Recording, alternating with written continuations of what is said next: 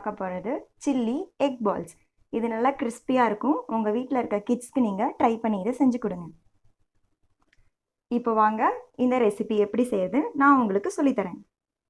இப்போ நம்ம egg chilli பால் செய்கிறதுக்கு ஃபஸ்ட்டு 65 மசாலா 2 ஸ்பூன்ஸ் ஆட் பண்ணிக்கிறேன். 1 ஸ்பூன் ஜிஞ்சர் கார்லிக் பேஸ்ட், கொஞ்சமாக கொரியாண்டர் லீவ்ஸ் ஆட் பண்ணிக்கிறேன். இதில் நம்ம வாட்டர் ஆட் பண்ணுறதுக்கு பதிலாக நான் கொஞ்சமாக ஆயில் ஆட் பண்ணிக்கிறேன். 2 டேபிள் ஸ்பூன் அளவுக்கு ஆயில் ஆட் பண்ணிக்கோங்க. இப்போ நம்ம ஒரு ஃபைன் பேஸ்ட்டாக நம்ம மிக்ஸ் பண்ணி எடுத்துக்கலாம். செக் பண்ணிவிட்டு நம்ம கொஞ்சமாக சால்ட் ஆட் பண்ணிக்கலாம். இப்போ பாருங்கள், ஃபைன் பேஸ்ட்டாக மிக்ஸ் பண்ணிட்டோம். இது கூட நம்ம இந்த மாதிரி ஒரு சின்ன சின்ன பீசஸாக எக்கு நம்ம கட் பண்ணி வச்சுருக்கோம். நான் ஒரு 5 எக்ஸ் எடுத்திருக்கேன். இப்படி நல்லா சின்ன சின்ன பீசஸாக கட் பண்ணி வச்சுக்கோங்க. இந்த எக்ஸை நம்ம இது கூட மிக்ஸ் பண்ணிக்கலாம். இப்போ பாருங்கள், இந்த மசாலாவும் எக்கும் சேர்ந்து நல்லா மிக்ஸ் பண்ணி வச்சுருக்கேன். இப்போ தான் நம்ம பால்ஸ் மாதிரி பண்ண போகிறோம். கொஞ்சமாக எடுத்துக்கோங்க.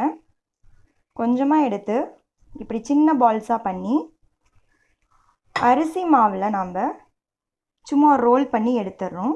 எதுக்கு அரிசி மாவு யூஸ் பண்ணுறோன்னா அப்போ தான் அந்த கிறிஸ்பினஸ் நம்மளுக்கு கிடைக்கும். இப்போ பாருங்கள், பால்ஸ் ரெடி ஆகிடுச்சு. இந்த மாதிரி நம்ம பண்ணிக்கணும். ஸோ எல்லாமே நம்ம அதே மாதிரி சின்னதாக எடுத்துக்கோங்க. அரிசி மாவில் ஜஸ்ட் ஒரு ரோல் பண்ணி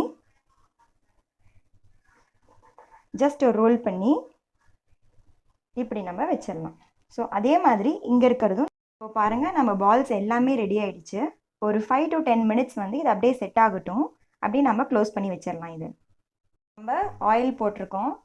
ஸோ அந்த ஆயில் நீங்கள் மீடியம் ஃப்ளேமில் வச்சுக்கோங்க. ஆல்ரெடி நம்மளுக்கு எக்கு பாயில் ஆகிருக்கனால இந்த மீடியம் ஃப்ளேமில் நாம் செட் பண்ணி வச்சுருக்க இந்த எக் பால்ஸை இந்த ஆயிலை நம்ம போடணும்.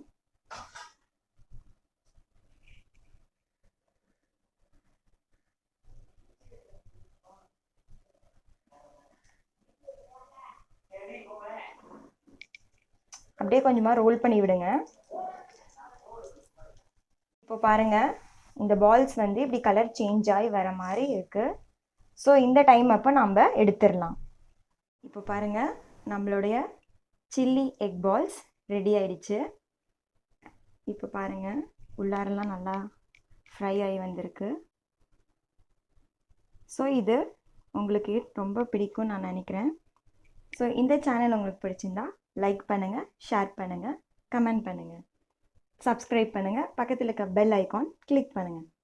Bye bye. Thank you.